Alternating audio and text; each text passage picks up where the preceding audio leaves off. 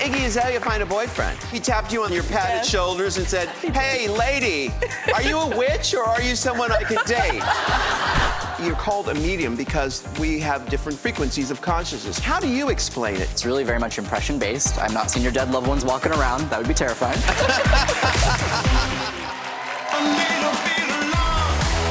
Welcome, RuPaul.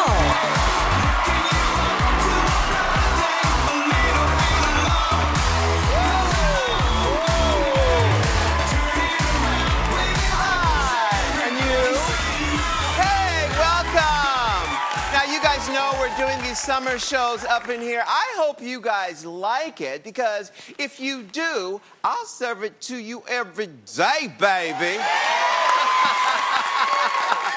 Wow, this audience is smoking hot. I see all y'all when you walk the runway. I see every single one of you. And are y'all ready for my slay of the day? Okay, for the first time ever, we have a tie. Look at these two right here. Oh, yes. You two, come on up here. Come on over here. I love it. Watch your step there. Hi, baby. Yeah, come on. Hi, gorgeous. Look at you. Hi, baby. Let me give you some love. Come on over here. Hi, gorgeous. You're fabulous. What's your name? Where are you from? My name is Tiffany. I'm from Houston. Houston, H-Town. Hey. They see us here in Houston. Fox 26? Yes. Fox 26? That's who they see us. And where are you from? What's your name? Hello, Mother. My name's Jordan, a.k.a. Mirage, and I am from here now. You kids are just fabulous. Do you know each other? No. Look at me acting like all colored people know each other. But what you should, because you are about to walk the what? Runway. All right, hit it. Go on. Go on. Go on down there and walk it together. Ready? Y'all walk it together. Now hit it.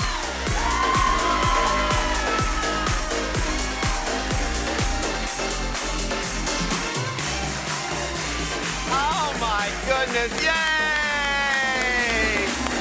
Gorgeous, gorgeous. Hi, Michelle. Hi, Roz. Hi, honey. How y'all doing? Good. We got a lively show today.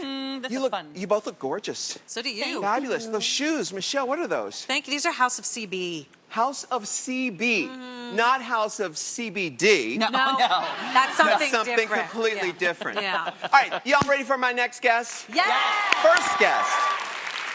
Her new album, In My Defense, drops this month. Please welcome a hip chick from down under, Iggy Azalea.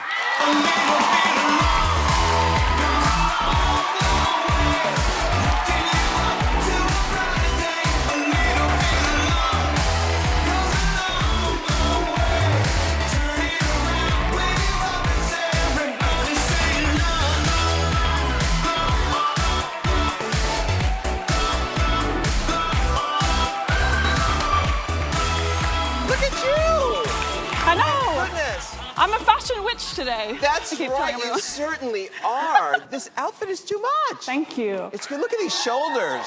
Yes. My goodness. I am so excited about this new album. You have so much Me to talk about. too. But first, I hear you had a special request from my team. I did. Backstage. I did, because you're the best at makeovers, Ru. And so I had to ask when I heard that I was coming on the show, if you could please make over somebody really special to me. Someone special to you? Yes. Who is that? She's my assistant. Her name's Louise, and she does not want a makeover, which is why she needs a makeover. Oh, really? Not because she's beautiful, but she's just one of those, she's the kindest, most lovely person. Yeah. And it's always those kind of people that are so selfless, that never want a makeover or never want those things for themselves. And she is so lovely, and it's Louise. And Well, bring Louise out here. Where is she? She needs something glam. There she is. Hi, Louise. Come on out. I'm so Come on good out here. How you doing? How you going, Louise? I'm good. Down for a minute. Eggs. Are you scared, Louise? Yeah, because I like being behind the scenes, like. But I can see you're absolutely gorgeous. She's beautiful. Aw, thank you. I saw her once glammed at a wedding. Really? Yes, and I was like, wow, oh my gosh, She looks beautiful. You look beautiful every day, but I never see her dressed up because she's always worried about me getting dressed up. And I just want her to be dressed up today, guess too. what? You're going to get dressed up, Louise. Are you excited? Please. I'm gonna kill you. I love you. I'm gonna do it. Okay, great. Well, give her a big go on backstage. They're going to work you out. I cannot wait. It's going to be good. Go on back, young Okay, girl. I'm going in. All right. You going to go this way? Yes. Hey, was she? She's gonna like. Was she carrying her purse? Yes. She was carrying her purse with her. Oh my God, so much is going on with you. I felt so guilty this morning when she came into my room because I was like, little do you know, this is what you chose to wear on TV, girl. Yes. You did not even know. If somebody had did me dirty like that with what I wear, like slumming around in my house every day, I would look like a totally different person. Are you kidding? You mean you Felt don't dress? a little guilty. You don't dress like this all the time? I mean, on the weekends. Yeah. Now you and I, we know each other We for a do long know each other, time. yeah. You know, I've got to talk about my Australian background. Please do. Now tell everybody where you're from, where the town, because I can't pronounce it. Mullumbimby. Oh my goodness. Mullumbimby, if you want to do it the way you do it. Mullumbimby. It's very, very small. It's about 4,000 people that live there. Have you ever been to Hamilton Island, Hammy Island? I've been to Hammy Island. I've caught the ferry over. Oh, it's so beautiful. This is this resort island off of Australia. And George and I went there one year, and they have these little gorgeous huts, and there are no cars on the island. It's so beautiful. You can go sand boarding, which is like snowboarding, but with mountains of sand. Yes. It's really fun. Yes. Yeah. How did you get... The only bad thing is there's no chairlift, so you have to walk up the sand yourself with the board. That's Australia for you. That's how it is, yeah. It is. Yeah, as a teenager, is that how you got into hip-hop? Yeah, sandboarding, of course. That's a natural, obviously, a natural progression. You do that and you progress into rap music. Yes, exactly. Of course. Would you remember the first... Oh, that's a picture of you. Oh, my goodness. It's probably like grade 6 or 7. Okay, that's payback for Louise right there. Yeah, that is. Yeah. You got me. Now, okay, so when did you decide, I'm going to be a hip-hop artist? Oh, I want to be a hip-hop artist. Probably about 14. 14? 13, 14. And what was the first thing you did? You just started practicing your rhymes, or? I had friends, and they had like a little singing group together. So I was like, maybe I could be the rapper. And I could be like the left eye of your group because I can't sing. I loved TLC. So they went for that. They lived in my street, and then I think I was the one that just started taking it more seriously than any of the other kids. And for me, I was like, this is a real career, guys, and I don't understand why you're not getting into this. Like, we could get a record deal. And I went and looked in the yellow pages at all of the record labels' addresses, and I was like, I'm going to send them my music, and they're going to discover me, and I'm going to get out of here, and I'm going to be famous, and it's going to... And it doesn't work that way, but it kind of worked. Actually, it worked out, but it didn't work that way. No, actually, because the universe hears what you put out into it, and that effort... you couldn't tell me any different. That's right. That's right. I haven't seen you in a while. You have this new album. You have this new album coming out very soon. A lot has happened to you since the last I talked to you. So much. You've been through it. I have. Good and bad. You've been through it. And you've been very upfront about how it has affected you emotionally and physically. Tell me about what's going on with you emotionally right now. Right now, I'm just in the best place right now. I feel just like really... How'd you get there? I think I felt... Well, I was stuck in a rut, maybe a business rut or a contractual rut, you might say, that affects, I think, a lot of other elements of your life, and you don't realize until you're out of it how much it affected your personal life too. And I think I was scared to make the decision to leave that scenario because I didn't want to seem like I had failed to everybody, and I was worried about what people would say about me leaving, or I knew that they would be talked about negatively, like, haha, she failed. Right. We knew she would. And so I stayed in that for longer than I should because I was fearful of people's negative reactions or judgment, and I think I just got so tired and unhappy with the situation that I felt like anything would be better than this thing. Yes, sick and tired of being sick and tired. Yeah, and I just did it, and I'm so glad that I ripped the Band-Aid off because since then I've just been I just feel I'm happy, I'm making the best stuff, and I'm dressing up again, and I don't know, It's almost like a breakup when you get out of that relationship that just went on too long, and you just feel yourself again, you feel alive again, you feel electric again, and you get back to doing all these things that you stopped doing and didn't even realize that you had stopped, and you suddenly find yourself getting back to them and getting back to you. How are you able to block out sort of the negative voices that we all have? I call it my inner saboteur. Yes. How are you able to block that out? Do you see a therapist, or is there? Went and did like a, I don't know what you'd call it, like a intensive workshop on workshop yourself. Yes. In Arizona, I went away and I just one-on-one talked Michelle, to what's that people. place? Rancho, is it Rancho Mirage or something? What's I it feel called? like I went to like Meadows. Or like, Yeah. Are you talking about the like Canyon that. Ranch? Canyon Ranch? Yeah. Is it the Canyon like one of Ranch or those. something like that? I went there. It was really I thought there were people around me that I worked with that were like, we love you and we think that you self-sabotage yourself. And I was kind of pissed about it, even though I knew it was true. Yeah. I knew that it was true. And I think a lot of it was because I got bullied a lot in high school, and I got made fun of because I always was very ridiculous and over the top. And so it was hard for me in my adult life to kind of like be able to tell the difference between somebody being critical and constructive and somebody bullying. I couldn't really, I had the same response to both those things, and you don't need to have, the same response is not warranted, and you can't actually grow or better yourself if you're unable to hear any criticism because you all feel that it's this one thing. It's true. It's true. Yeah, so do you, on social media, do you read the comments at all? Yeah, I do read the comments, but I have some things that are just blocked out. You can block out words now, and see, I always advise people I have some words never blocked. A lot of words blocked. You can block words on social media? Yeah. Yes. Oh, I didn't know that. Oh, I have like chapters. Oh, really? You have to tell me some of those words later. I always tell people this. I can't say any on television. No.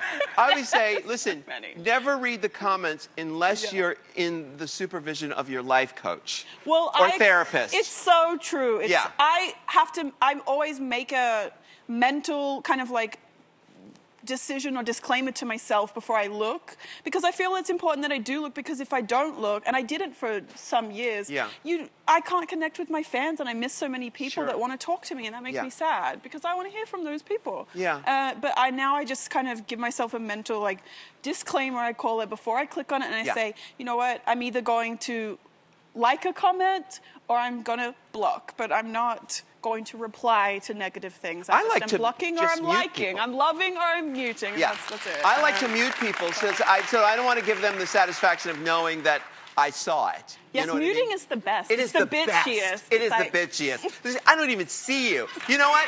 You know what, bitch? I would block you if you existed. But you don't, exactly. You know what I mean? That's true. So I'm just muting you. I like to mute. A soft block, a soft block. Yeah. So who is in your support system now? Who's your tribe?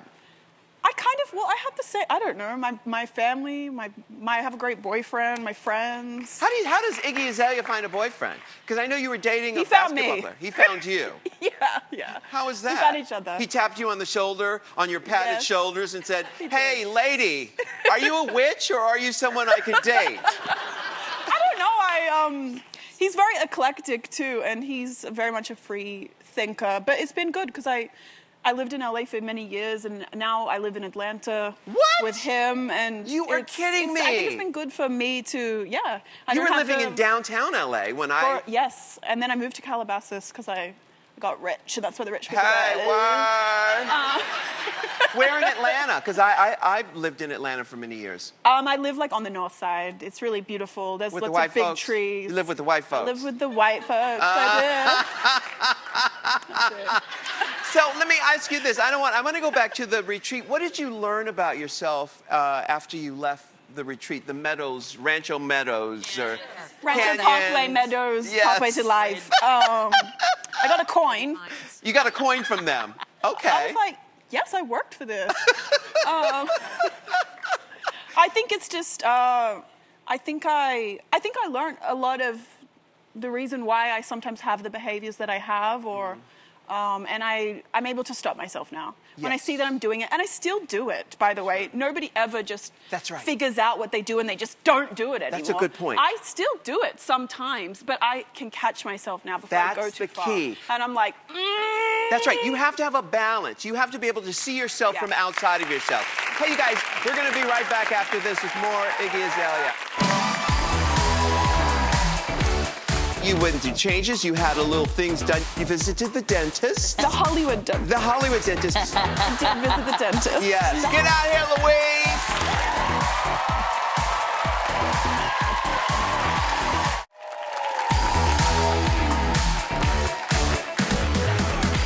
We are here with hip-hop phenom Iggy Azalea. You've got a brand new album.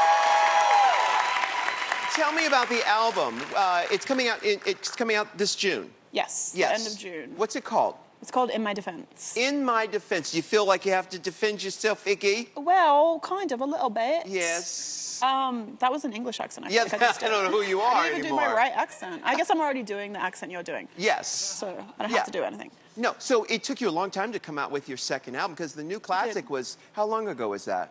I think it was 5 years ago now. So, and you were just going through the paces that whole time. I was. I mean, you went through changes. You had a little things done. You visited, as things. Michelle and I would say, you visited the dentist. I did visit the dentist. Yes. The Hollywood dentist. The Hollywood dentist, because you've had your nose done and you've had My teeth? your teeth. You're beautiful. Thank you. You know, it's a beautiful nose job. Thank you. I agree. I'm very Yeah, happy with it is. What else did you have done? My boobs. Oh, right. Okay. I yeah. got boobs. Anything else? No, that's it. People think that I got a new jaw. Yeah. Because I got That's filler right. in my chin, but I got it taken out. Oh. Because it looked crazy as hell.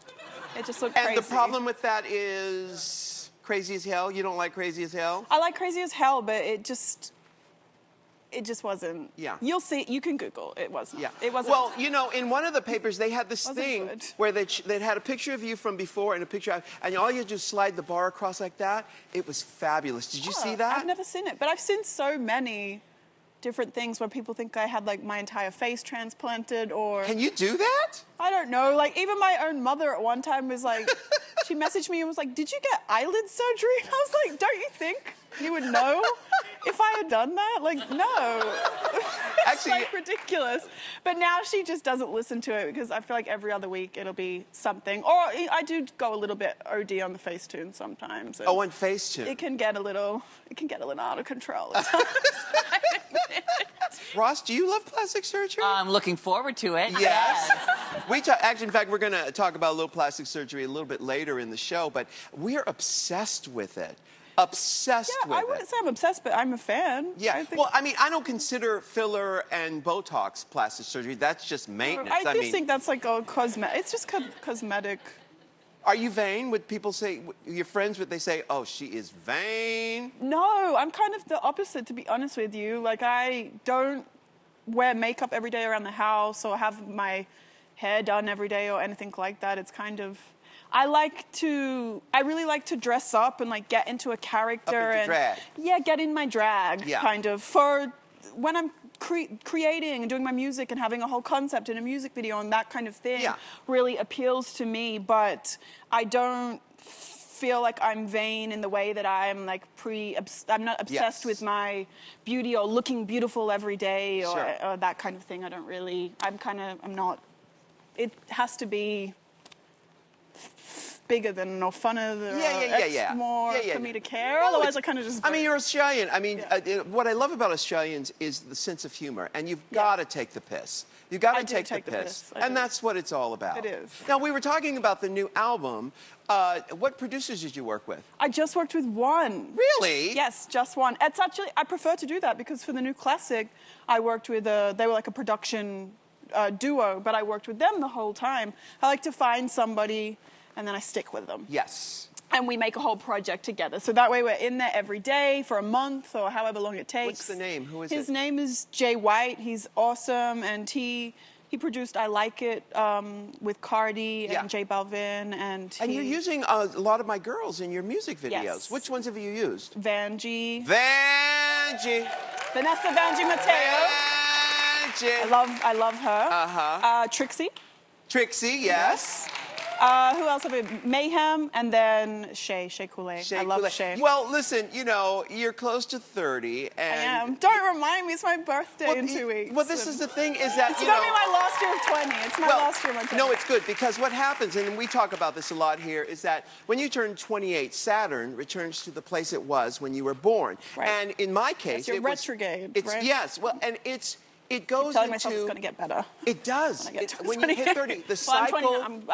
I'm going to be 29, yeah. So I've had a year of getting it together. Child, mine was terrible. My 28 was terrible. And if you ask a lot of people, they will tell you the same thing. But what happens is once you get through that, you realize you have muscles of steel and nothing can touch you. True. Nothing can you have to dig your feet in. Yeah. And gotta get through it. And persevere. Yeah. No, I feel like I think I had many years where I felt like I need to get back to that place that I was at, and then I will be happy. And no, it's getting better. It's getting better. Now I don't feel like that. I'm enjoying myself. I'm happy, and every day it gets better, and there's more things coming my way, and it's good. I never think got to get back to that place. Yes. I feel happier. Forward, onward, and upward. We're going to be right back after this with more Iggy Azalea.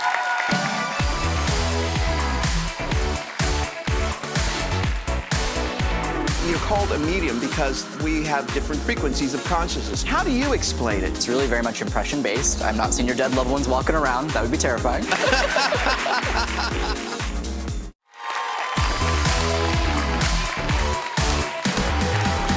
Now, he's the go-to psychic for Hollywood and beyond. Now, Iggy and I have both done readings with him, and I know it's something we'll never forget. It was fabulous. Freaky. Freaky fabulous. Freaky and fabulous. Please welcome Hollywood medium Tyler Henry.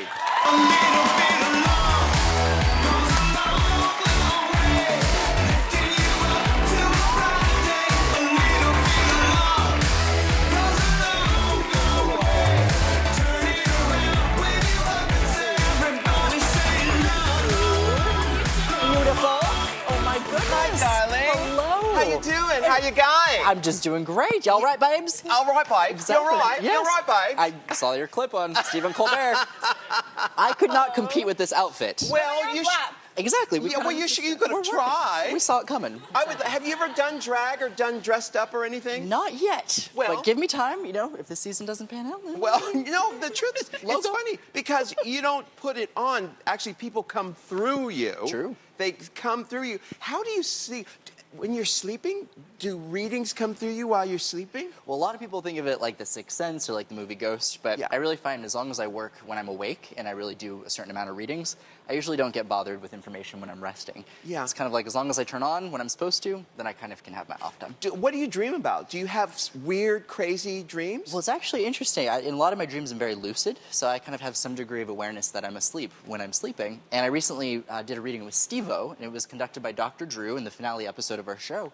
And he hooked my brain up to a neurofeedback machine and monitored it during a reading. And he actually found that when I would do these readings and start scribbling, part of my brain would go to sleep and then wake up and then go to sleep and wake up. And it basically did this back and forth. And so it was really fascinating. Well, you know, a lot of people know you're called a medium because we have different frequencies of consciousness. A higher frequency, which is the spirit world, and a lower frequency, which is all of you people. No, joking. And Tyler is a medium, so he can dip here, and that's what it is. But, you know, our brains try to figure out what it is you do, but our brains are like OS operating system 4. Right. You know, and we can't. How do you explain it? Yeah, well, I always say, you know, my sixth sense uses the other 5 senses to communicate. So it's really very much impression-based. I'm not seeing your dead loved ones walking around. That would be terrifying. Yes. If anything, I'll get a physical sensation that'll correspond with how someone died. I might hear a noise. I might get a smell. I sometimes will even get tastes. And it's all just information that's trying to get delivered, and I have to be able to identify it and then relay that to the client. Right, because you are the channel. You communicated. How did you learn how to interpret what those senses were telling you? How did you learn to say, oh, that's that's what that your means. mother or what that means, you Right. know. Yeah. Absolutely. Well, it took a lot of time and a lot of refinement. I grew up in a very conservative household growing up, so we didn't talk about spirits or mediums or anything like that. But I actually had a premonition of my grandmother's death shortly before she passed, and that was kind of an incidental thing. But as time went on, I started just having these moments of knowingness where I would just get these feelings. I couldn't explain them, and it could be as simple as just interacting with the kid at school. And in one case, I looked over, and I was like, "Do you have an uncle named Salvador?" And he was like, "Yeah, I do. He hasn't talked to the family much lately. Like, that's weird. How did you know that?" And I just would say, I just know. And Salvador was alive, so it's not Yes. just the dead. It's Exactly. just. And do we all have that ability? I believe we all have an intuition, and even if you look at the word intuition, it means inner tuition. It means inner knowledge, and I think we all have the ability to connect to that part of ourselves. But I think an inherent part of that is being able to be present, to really connect to that intuition. And so many people are so distracted by the beeps and the buzzes of their phones and their schedules and what they have to do that it can kind of disjoint us and kind of take us out of that present, which is where you have to be to really connect. What's the number one thing we could do to get present in that way? Ooh, I think, if you look at a lot of why people are not present, a lot of it tends to be focused on the past. So, anxiety, regret, fear. And then you also think about the future. And oftentimes people are also thinking, fearful and afraid and overwhelmed. So you have anxiety, depression, those types of things. I think can very much take people out of that present moment. So they're just not present. Right. Most people are not present. For sure. Hey, now you did a reading on me. Let's take a look at a little bit of my reading. Yes. The feeling that comes through is that there is an acknowledgement basically from Mom of every time we go on stage, every time we perform, every time we are all glammed up. The feeling that comes through is that there would have been this thing that would have been done kind of repeatedly, but it's like a little nod to Mom. Yeah. Does that make sense? Yes, yeah. I do it, this is what I do, is that, when I performed for her when I was a kid, I could do anything in the living room. I could do anything. It was always great. No matter how terrible I was, it was always great. Right. So what I do is whenever I go on stage, I remember that I think, this is Mama's living room. I'm going to go on stage. Whatever you do is fine. And so that calms my nerves. Wow. Yeah, something's coming through really quick. Sorry. I'm seeing Diana Ross randomly. This is so weird. So there's a Diana Ross connection to your mom. Well, the connection is that I was obsessed with Diana Ross and the Supremes, and I was so obsessed that I would perform the song with a broom for my mother in the living room. And years later, she and I became friends. How about that? I loved my reading. Iggy, what was it like for you when you got read? When you got read, girl! I did. It was crazy because, you were mentioning that you kind of feel connection to people that are still living too. And when we spoke, you were speaking a lot about my grandpa. That's right. And some of his medical things that he was going on with, who's still here and still with me. But I didn't really know what to expect because I'm very fortunate. I haven't really had any family members pass. I have a very small family. I'm not in touch with everybody in my family. So I was like, what are we going to talk about? Yeah. And then you just were like, boom! Yeah. This is what's wrong, and this and this and this. And I'd never told anybody that. The only person I'd ever spoke to about that was my mother, who I'm sure is not in contact with you. I'm sure of it. Exactly. She'd like to be, but she's not. Hello for me. Yeah, but just some of the it was very freaky. Thank you. I was very impressed. We're so fortunate to have that, and a lot of people don't get that opportunity. We've got more Tyler Henry and Iggy Azalea when we come back.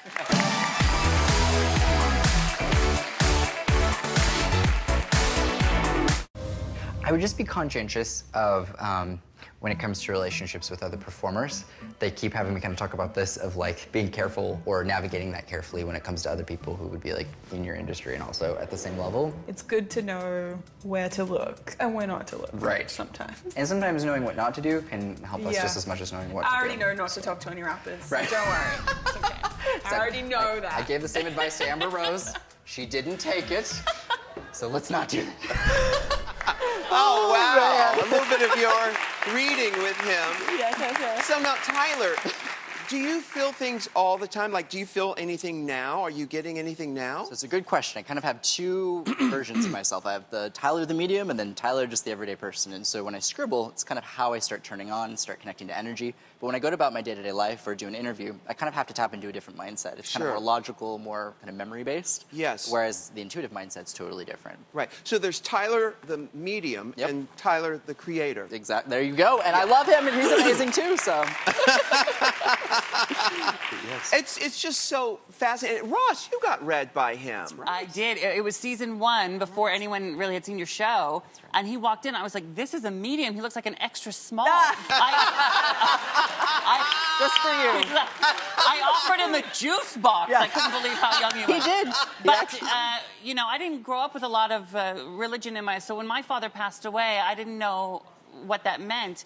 And, Tyler, what you gave me when you connected with my dad was something to hold on to, you know? That's lovely. And I think we all just need that. It's such a gift what you give people, Dan. It really is. I really enjoyed our time. And Tyler, you have a special connection to Drag Race. I do. How's that? Oh my gosh. So growing up, you know, I grew up in a pretty conservative household and just generally just kind of a conservative community. And so Are you one of the were you one of the Osmonds?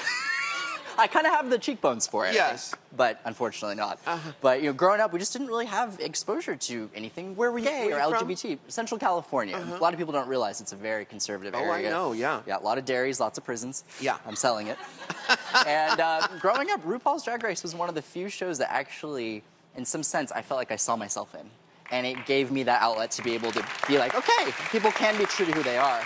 And that was really integral in getting me honestly to where I'm at today, because I saw that if a bunch of men can dress up as women and work it and look fabulous and be honored for it, then why can't I be who I am? So it was really inspirational for me. Darling, You did that. I see there's a Sharon Needles inside you. Just waiting to come out. Yes, waiting to come out. We're going to go to break. We'll be right back after this.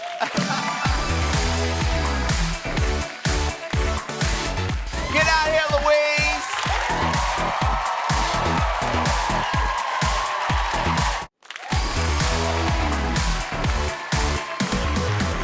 Now, we live in a world where people are obsessed with plastic surgery, and I'll be the first to say, I am too! I know that also goes for my friend Michelle Visage here. We talk about it all roads lead to plastic surgery. Too much so, to the point where I'll be texting Ru pictures and going, look. Yeah. And I look in the mirror all the time. Well, you know, when I'm in drag, you know, I do have a little this here and this here.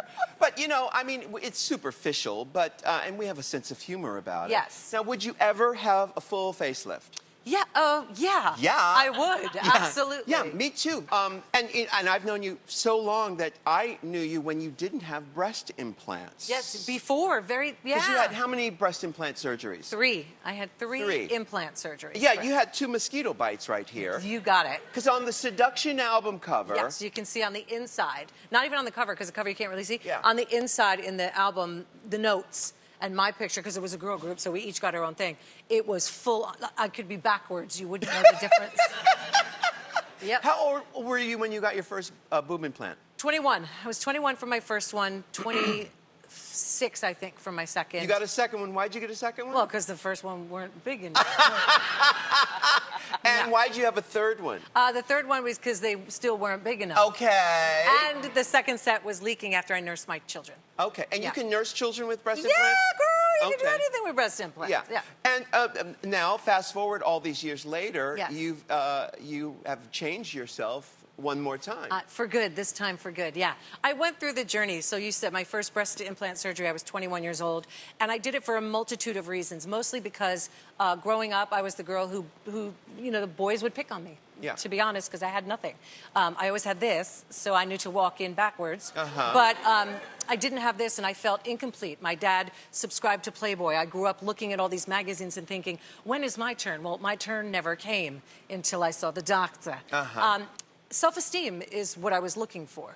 You know, I knew that I had personality, I knew I had all these things, but this was always something that meant something to me. Yeah. And then I had my kids and my husband, and then they started leaking set number 2 after I nursed them. So I knew it. You couldn't really see it, but I could kind of tell. And I went to the last surgeon, and he said, not only were you right, they were leaking, but it was kind of starting to get bad. Yeah, I know, because you were saying that you had a suspicion that it was somehow maybe linked to your thyroid condition. So my thyroid condition happened about 4 years after my first set of implants, and I didn't know I had something called Hashimoto's, and that went on for years with all these symptoms: irregular heartbeat, hair loss, dry skin, chronic fatigue, to the point where I couldn't even stay awake, and it was really, really debilitating. Yeah. All linked to the thyroid, and I couldn't regulate it. I couldn't get it right, to the point where when I was trying to get pregnant, I wasn't getting pregnant. And doctors haven't made that link, really, that breast implants could lead to Hashimoto's or well, thyroid. the smart doctors have, you see. There's a whole bunch of women that have been affected by breast implant illness. So when I put it all together, I realized, oh, so I have an autoimmune condition, Hashimoto's, and the one thing that my body's fighting every single day of my life for 24 hours a day is this invader called breast implants. Now, I still love plastic surgery. Yes. And this will not happen to everybody. That's right. But this is my story, and there's a movement of hundreds of thousands of women that have the same story as I do, whether it's not Hashimoto's, but it could be, lupus or some other kind of autoimmune disorder. And a lot of them are connected to breast implants and breast implant illness. So you made a big decision. So I made a big decision to book an appointment with a great explant surgeon who took out the breast implant and the capsule. I had full breast reconstruction. I am now an A cup, and really happy for the first time in my life. We're both the same I'm an cup. A cup too. We can wear the same size bra. Yeah. But for me, it was my breast implants were a big part of my identity. Yeah. I showed them off. I love them. Again, I pull whatever I can now and still try to make it happen. It's just not happening. And I love them and I celebrate them. I love a caricature. And that's kind of what they were to me, but it was time to say goodbye. Yeah, and you have a new documentary that you're working on about the whole experience. Yeah. And there are lots of women who most women have successful breast implants. In your case, you felt that it was something you needed to change. Yes, there are a majority of women that are fine with them, Yeah. but there are symptoms you could look out for, and there are certainly organizations such as HealingBreastImplantIllness.com. You Wait, can check out that's a mouthful. What's it called? Healing Yeah. BreastImplantIllness. Okay. .com. That's a long name, isn't Not it? that Yeah. long. Okay. There's a Facebook group for it. But if you're thinking, oh my goodness, this is what's happening to me, you could log on there and see if any of your symptoms match up. Because the good thing is the FDA just had a meeting and they decided not to ban breast implants at this time because there is a cancer specifically related to textured breast implants. But what they did do was quietly released information saying that they are going to now make it mandatory that women find out what is in the contents of the breast implants. Because it's not just what they're filled with, it's the outside, it's the actual shell that is causing the problems. And we didn't know the things that were in them, like formaldehyde is in our body. So yeah, there are things that we need to know. And now it's going to be mandatory that women at least are informed with what they're putting in. Because at 21, I still would have said, yep, please, I'm going to sign here. I want that in my body. Yeah. Just well, know. You've seen my breasts. Yes. Yeah. Those are tube socks tied up really tight in a push-up bra, and I have some big old Yes, bazoombas. you do. Yes. We'll be right back after this. I'm going to do it.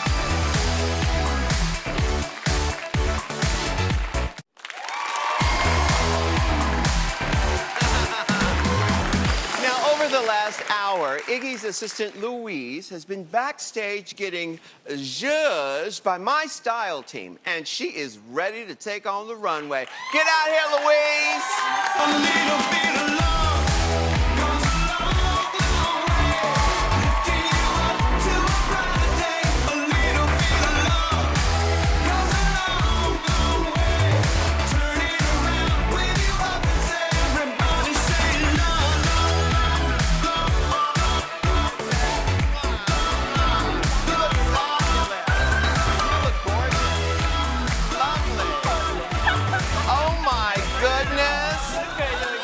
Oh, yes, Miss got the body.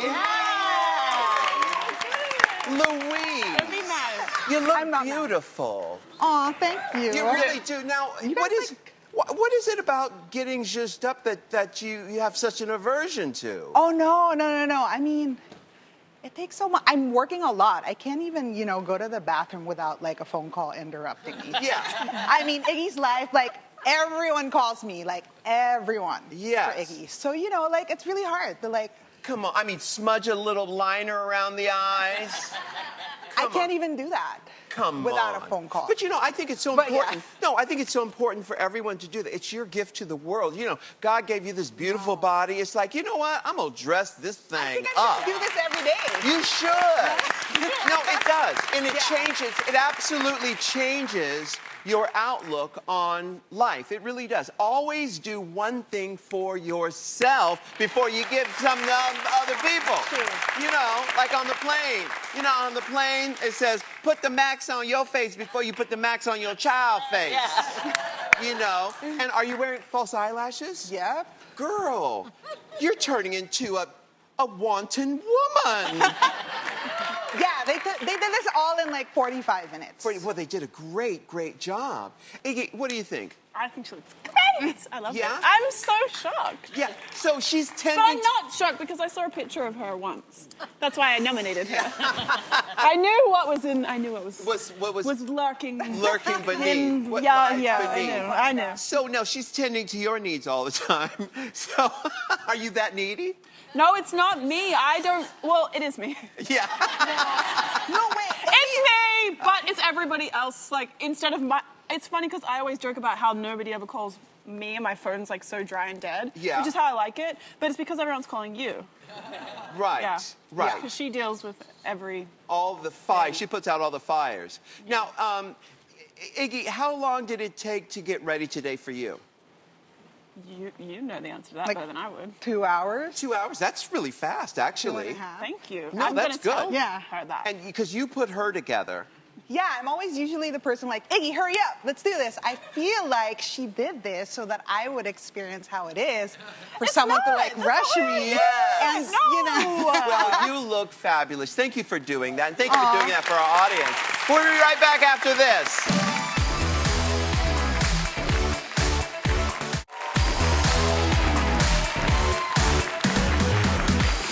Today's home sleigh comes from Michelle, who lives near Charlotte, North Carolina, and watches us on Fox 46. Look at that. Check out all those kids. Aw, she's fabulous. Love her. Now post your own Slay of the Day videos using hashtag Slay of the Day and tag @RuPaul Show. Thanks to all my guests today. They're fabulous. Bye, everybody. A little bit.